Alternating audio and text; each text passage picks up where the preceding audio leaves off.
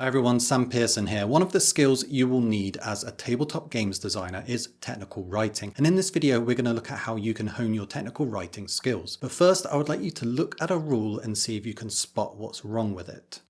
Blessing of Might. Until the start of the next round, add 1 to the toughness value of friendly units within 6 inches of this unit. So, this is a made-up rule for a made-up game, but I'm presuming it is for a miniatures wargame that works roughly like Warhammer 40,000 or Age of Sigmar. This rule in particular is one that buffs nearby allies and makes them tougher. I'll leave it up on the screen for a few moments and feel free to pause the screen while you think. For some extra context, I am imagining this rule to be the ability of a unit, say a priest of some sort. It is an ability that needs to be turned on, so you can see it costs 1 CP or 1 command point. Okay, did you figure it out? The problem with this rule is that its effect can be interpreted in 2 very different ways. The first way, which I presume many of you familiar with wargames will have assumed is how it works, is to think of this rule as an aura. Once the ability is turned on, a 6-inch radius is created around the unit, and as they move across the battlefield, they take the radius with them. Friendly fighters receive the buff while they are within the 6-inch radius, and if they, or the unit with the ability, moves away, they no longer benefit from the buff. But there is a second way this rule can be interpreted, and that is that the ability tags nearby units the moment it is used. In this interpretation, the range is only applied the moment the ability is used. 6 inches is measured out from the unit once, and every friendly unit in range receives a buff that lasts until the start of the next round. Another way to think of it is they have been tagged with a status effect,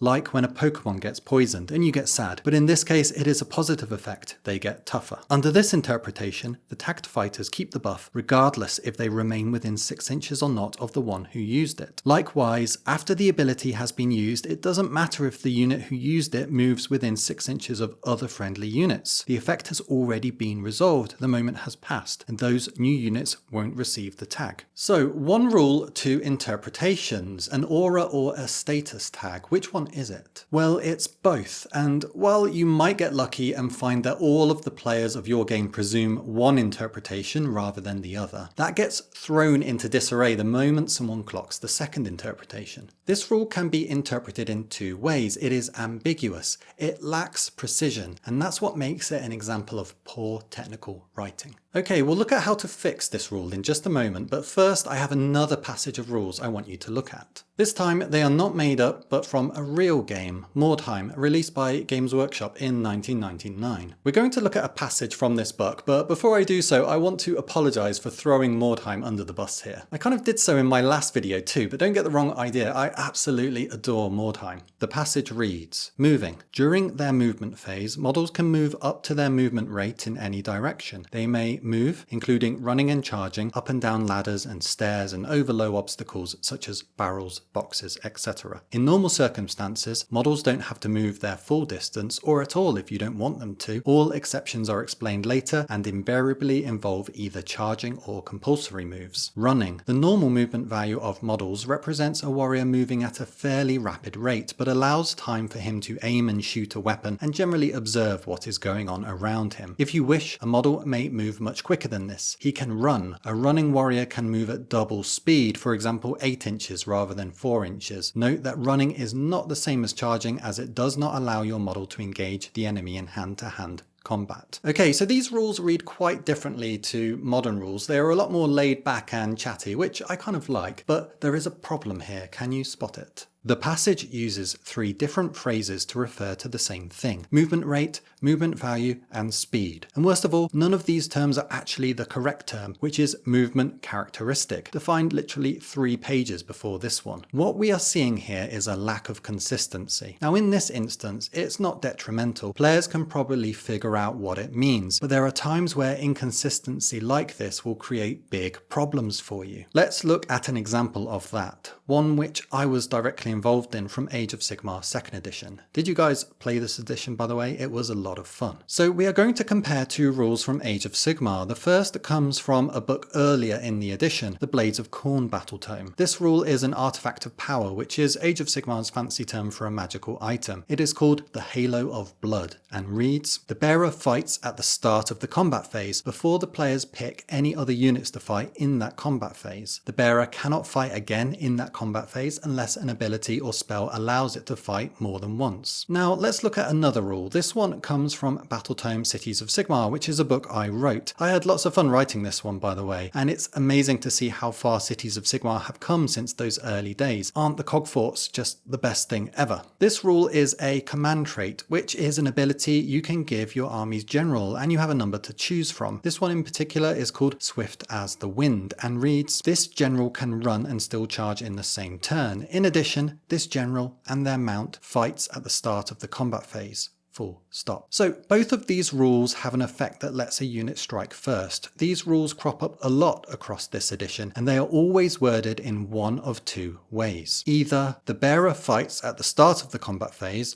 before the players pick any other units to fight in that combat phase, or simply the bearer fights at the start of the combat phase, full stop. So we can see these are inconsistent, and in this case that went on to cause big problems in the edition. You can get inconsistencies like this through mistakes and poor editing, and we'll discuss ways to combat that later, but what you might find interesting is that this wording choice was actually a conscious change on our part. I can still remember the meeting where me, Jervis Johnson, and a few others decided the shorter wording was fine. You see, in our infinite wisdom, we thought that the second half of the sentence in the older wording was redundant. Age of Sigmar, the game, already had this idea of the start of the combat phase being a distinct step that happens before anything else in that phase. If a rule said, at the start of the combat phase, pick a friendly unit wholly within 12 inches of this unit, add 1 to the hit rolls for attacks made by that unit until the end of the phase, everybody knows to resolve that before fighting begins. So of course units that have abilities that let them fight in that step do so before everybody else. You don't need to say it twice, or so we thought. The problem was the old wording was already in lots and lots of books, and once the players started interacting with both rules, they thought that we, the designers, were establishing two different types of strikes first. A newer toned down strikes first, and an older super duper strikes first that struck even before the newer strikes first. They took that line, before the players pick any other units to fight in that combat phase, and applied it inside the start of phase step, creating these two tiers of strikes first. This was a dark time known as the Activation Wars. Thankfully, the rules are much clearer now, using specific keywords to guide players through the sequence. And that's something we'll talk about a little bit later in this video. But this example shows how inconsistency can lead to ambiguity. The rules became confusing for the players because they weren't consistent. So I consider the hallmarks of poor technical rules writing to be a lack of precision and a lack of consistency. And on the flip side, the hallmarks of good technical rules writing are precision and consistency. We're going to look at ways to achieve this, but first I want to quickly address the idea of natural English versus jargon-heavy rules.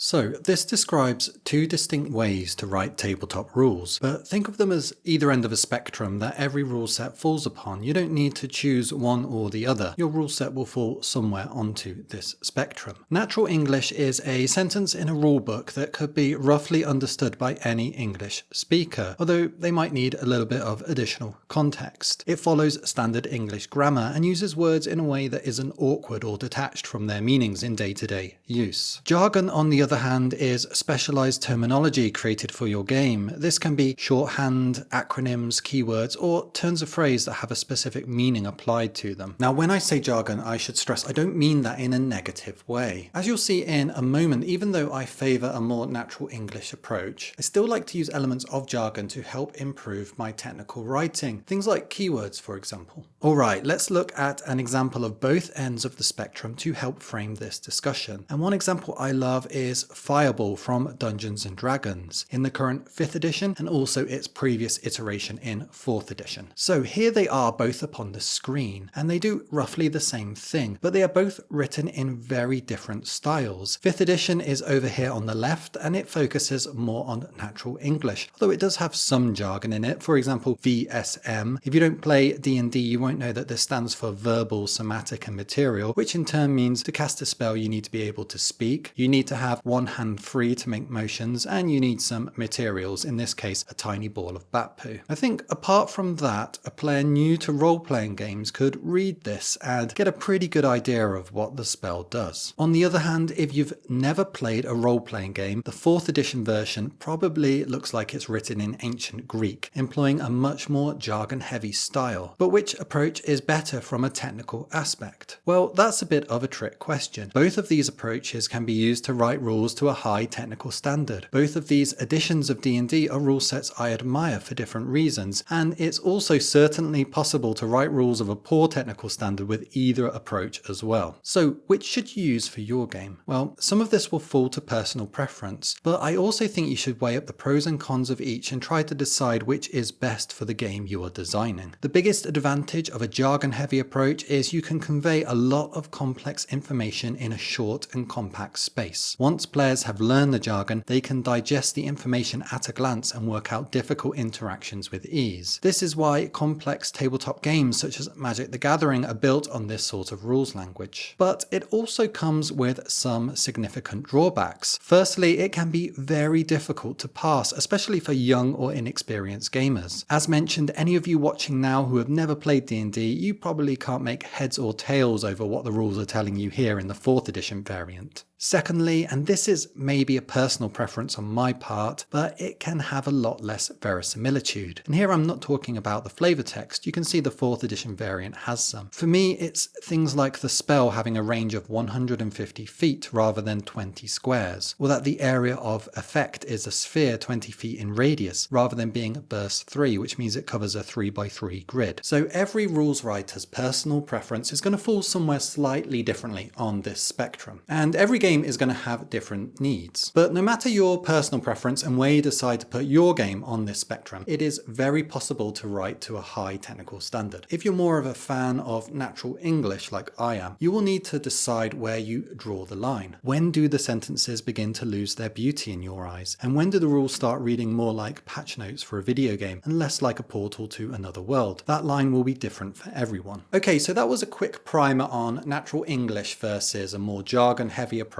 in tabletop games design. Now let's move on to how we can improve our technical rules writing. So here was our rule from the start of the video, Blessing of Might, and we discussed how this is an example of poor technical writing because it lacks precision. It can be interpreted in two different ways, as an aura the unit has, or as an effect that tags nearby units with a status. Let's fix this now, and let's fix it twice, turning it into an unambiguous aura effect, and then as an unambiguous status tagger. For this rule to read more like an aura, we need to imply that the effect has a continuous duration and isn't resolved immediately. We can actually do that with just one word, while. Blessing of Might. Until the start of the next round, add 1 to the toughness value of friendly units while they are within 6 inches of this unit. If you look at modern 40k and Age of Sigmar style rules, you will see they all use this word while nowadays. We could go further if we want. A next step would be to signpost this as an aura, and one way to do that is to give it a keyword. So let's do just that. Let's give it the keyword aura ability. Doesn't get much more obvious than that. I'm going to add this keyword under the ability name in italics,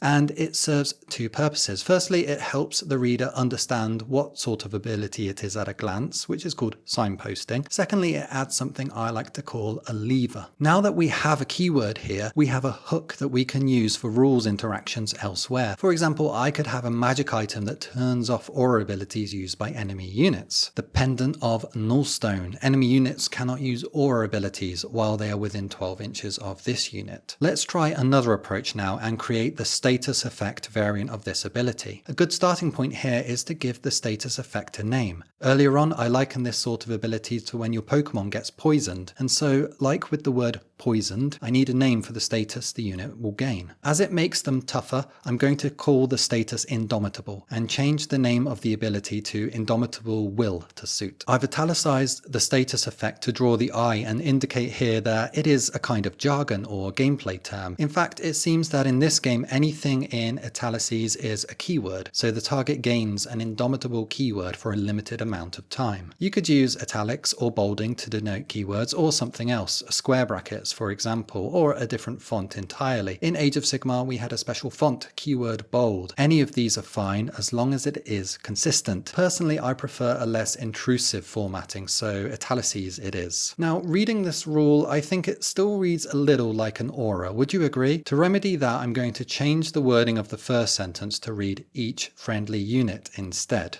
So, indomitable will. Each friendly unit within 6 inches becomes indomitable until the start of the next round. While a friendly unit is indomitable, add 1 to its toughness value. This slight change in wording pushes it apart from the aura ability before, and I think it makes it clearer that the measurement happens only when the ability is used. We could go a step further. We could literally say, when this ability is used, each friendly unit within 6 inches becomes indomitable until the start of the next round, but that makes the sentence a lot longer, and I am not sure it is needed. I'm also worried about setting a precedent where I would have to use this wording every time an ability like this is resolved. Now, the final step is to give this a keyword too, like we did with the aura ability. Not that all abilities need keywords, but in this made-up game here for this video, we gave the keyword to the aura ability, and as always, consistency is key. As this rule is something one unit bestows upon an ally, I'm going to refer to them as enchant abilities. That has a nice ring to it. Okay, so both these rules are looking good now. We've made these rules much more precise by eliminating the ambiguities the original rule had, and they are consistent with each other in their formatting and wording. This is the approach I like to use, natural English with a few bits of jargon sprinkled in, specifically here the keywords, to elevate the rules to a higher technical standard. I mentioned that keywords are levers because other rules can hook onto them, but other terms can become levers too. All we need to do is define them clearly. For example, while both of these rules have a range of 6 inches, it isn't very well defined right now, but it could be with just a small wording tweak. Here I have added, this ability has a range of X inches. This would allow us to have rules elsewhere that increase or maybe decrease the range of certain abilities. Now you might decide that having to write this ability has a range of X inches every time makes the rules look a little ugly, so you could perhaps have a line under the keyword to say the range instead. There we go. This is another step towards the more jargon heavy side of the spectrum, but I think in this case it actually made the rules easier to read, so I'm going to keep it like this for now. Once you're happy with the wording, the next step is to start building up a document that contains examples of how your game's mechanics work. We call this a standard wording document, and every tabletop game should have one. Your standard wording document will be built up as you write your game, and it should be filled with examples covering every type of ability or mechanic your game has. This document is so important because it ensures that consistency I talk about. They also become a great reference tool for editing your work. Before you publish your game or upload it online, you should go through it line by line, cross-referencing every mechanic in your game with your standard wording document. This is how we can publish a game that is error-free. So here I have created a Google Sheets document that will become my standard wording. I've created a tab for abilities down here at the bottom, and you can see I have other tabs for other parts of my made-up game too, such as moving and attacking. These are very humble beginnings, no doubt, but as you build up this document, it will become more and more useful. By the time I left Games Workshop, we had our own purpose-built tools for managing our standard wording, where you could run a diagnostic of a rulebook and it would pick up all the inconsistencies and give you a report. But that wasn't always the case. I was there right at the start of the standard wording initiative in the studio too, which began life with Jervis Johnson putting together a Google Sheets document, much like this one, for Age of Sigmar.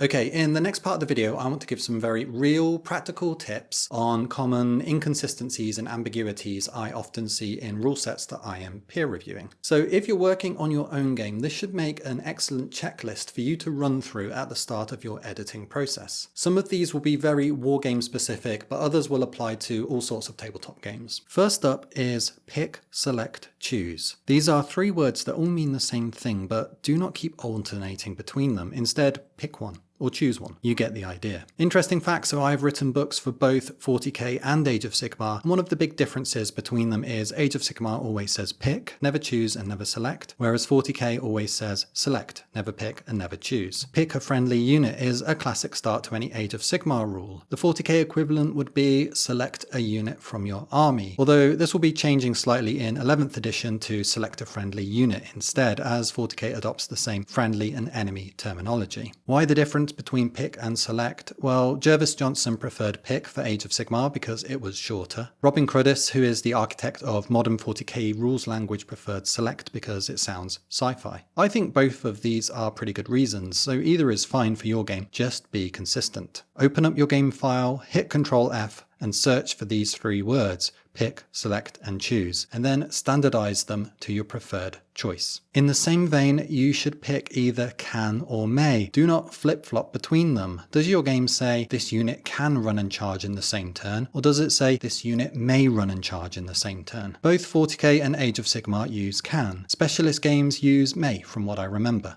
So pick one. This next one is very wargamey, but you need to decide if your game is being played on a battlefield, a board, or a table. You might think you have this one nailed down, but I have seen many drafts from rule sets where the game is played on a battlefield, but reinforcements come in from a board edge or a table edge. So is it battlefield, table, or board? And is it battlefield edge, table edge, or board edge? And leading on from that, are the players playing a game or are they fighting a battle? In Age of Sigmar, the players never play a game. They are always fighting a battle. Again, pick one for your game and stand by it. Okay, once you've gone through the rule set and standardized all of those terms, it should already be looking a lot tighter. Now let's start to dig a little deeper. The next step is to do a purge of the word must. I see many rules where designers add it as a redundant word. Let's look at two examples and see if we can spot which one is redundant. When a unit makes a normal move, it must finish the move more than 3 inches away from all enemy units. To make a run roll, the player must roll a d6 and add the score to the unit's move value. Which one is the redundant must? It's the second one. Generally, when giving instructions to the player, you can omit the word must from the sentence. You only need it when the player has their choices restricted in some way. With the first example, the game has presumably told you a unit can move in any direction up to their move value in inches. But now we're restricting that choice by saying it must be more than 3 inches from all enemy units. So that's the next thing on your checklist. Control F must and examine every usage of it. Does the sentence still hold without it? If so, cut it. Only use the word when you must.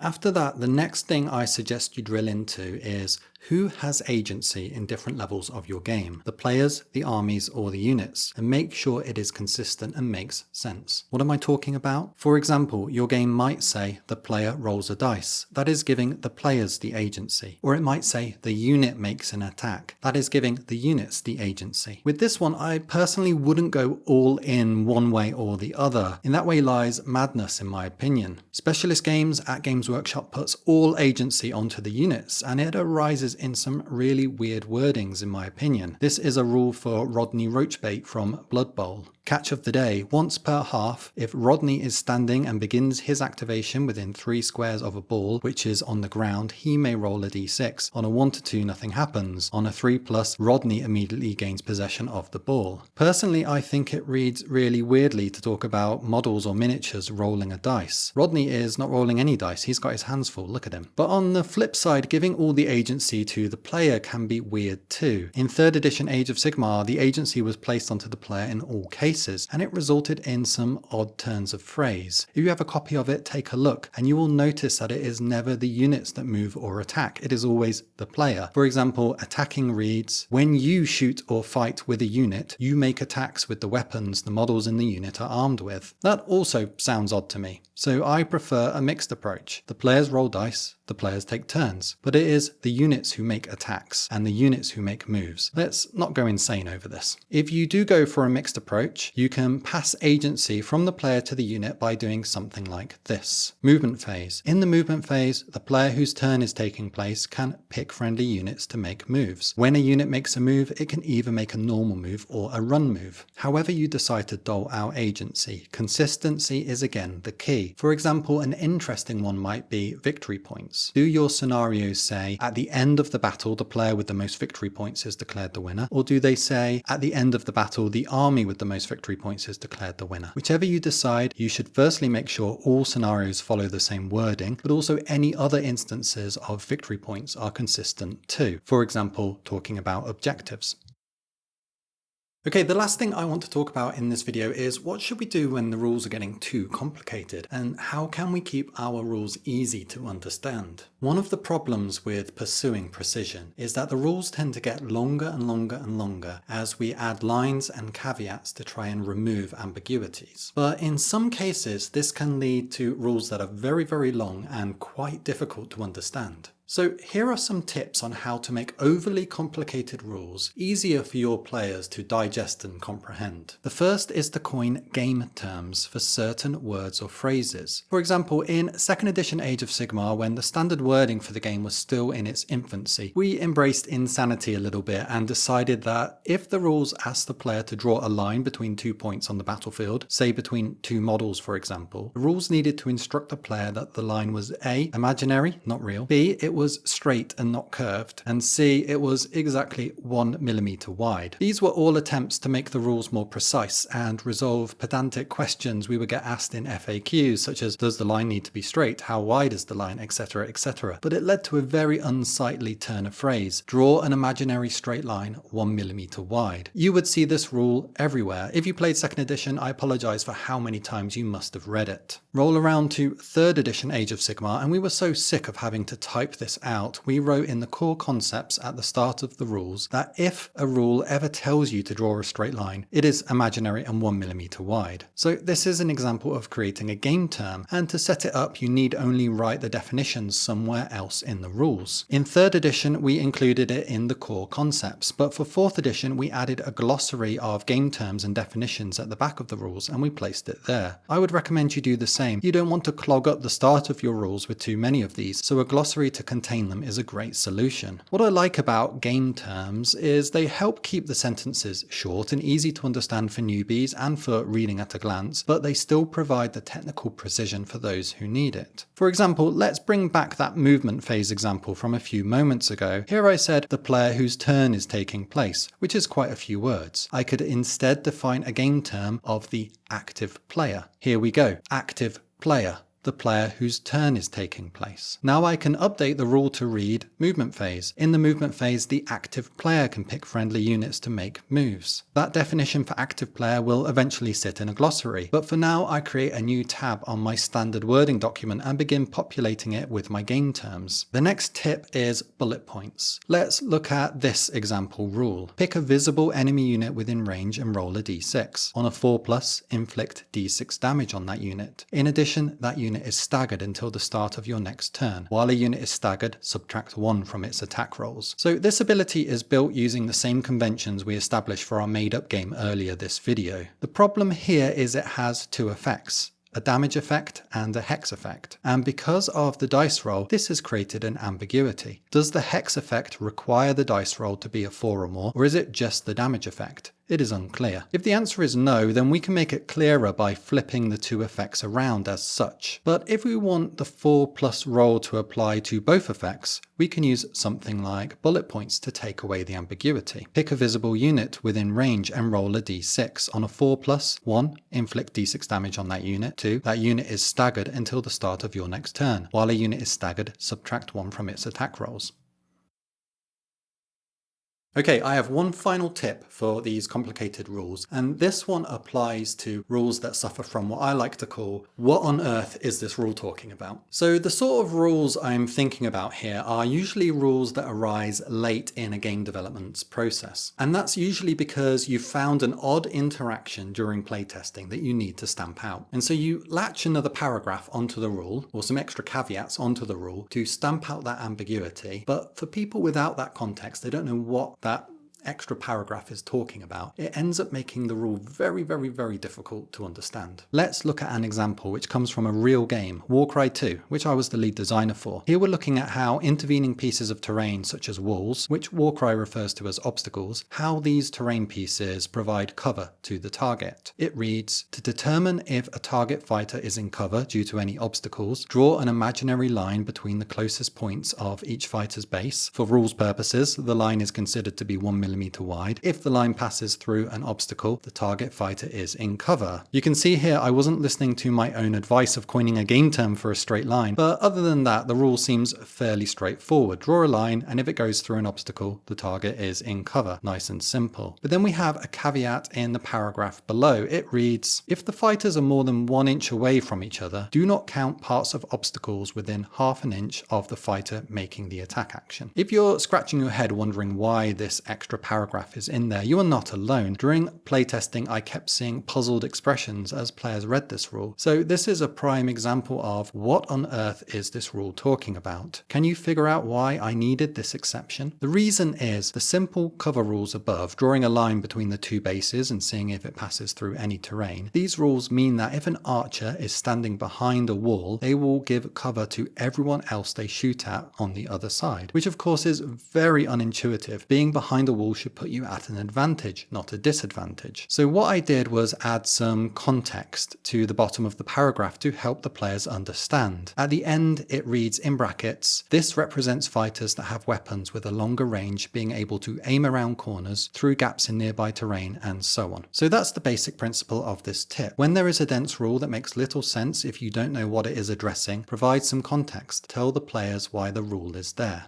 But this is not exactly how I would solve that now. If I was to write these rules again, I would still keep that context at the end of the rules, but I would also signpost it up front, and I would do so by adding a header. Adding context at the end doesn't prevent the puzzled expression from the reader. As they read through this rule, they were still getting confused, even if the context at the end helped unconfuse them. But I think it is better to give them context going into rules like this if you can. And the way to do that is to add a header at the top of the paragraph to signpost what it is about. So if I was rewriting this rule today, I would give it a header that explicitly told the reader what the rule addressed. Something like attacks from behind terrain. Let's make it as obvious as possible. That way the reader has a frame of reference to guide them in understanding the rules to come. Looking back at this rule now, it all seems quite slapdash to me. I think I could do a lot better. Let me rewrite the whole rule using advice from this video, and then let's look at the comparison. So here is the updated rule on the right. When making an attack action, draw a straight line between the closest points on each fighter's base. If the line passes through an obstacle, the target fighter is in cover. Attacks from behind terrain. If the fighters are more than 1 inch apart, ignore parts of obstacles within 1 inch of the attacking fighter when determining if the target fighter is in cover. See diagram. This allows fighters stood directly behind low walls and similar obstacles to make attacks from afar without granting cover to their target. I think this one is much easier to grok than the former rule. I have included some game terms that I would have to define elsewhere, such as what is a straight line and what is an attacking fighter. In addition, I've gone for condensed wording where I can. For example, I replaced away from each other with apart and do not count with ignore. I've also instructed there to be a diagram because, again, when it comes to complex rules like this, any diagrams you can add are a godsend for extra context. So here's an example of what the diagram could look like. Overall, I am much happier with how the updated rule looks. It goes to show there is always plenty of room to improve as a technical rules writer.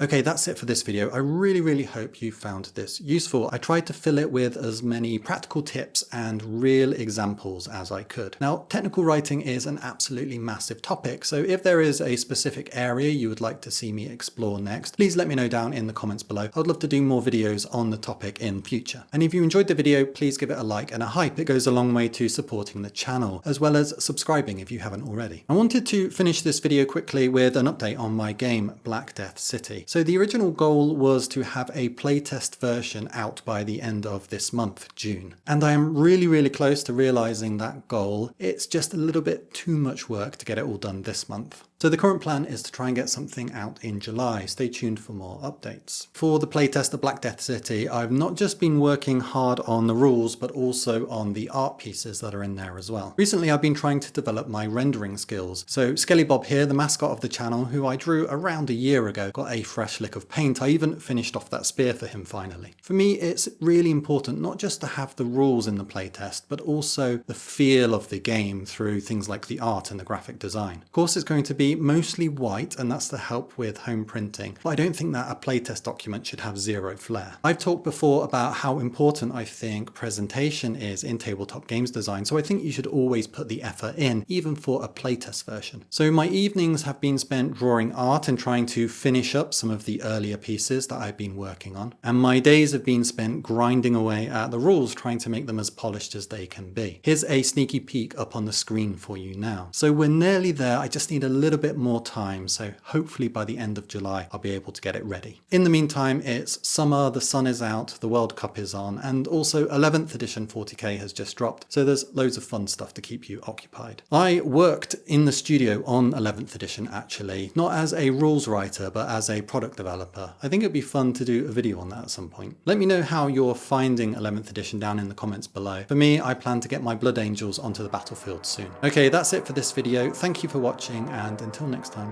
bye for now.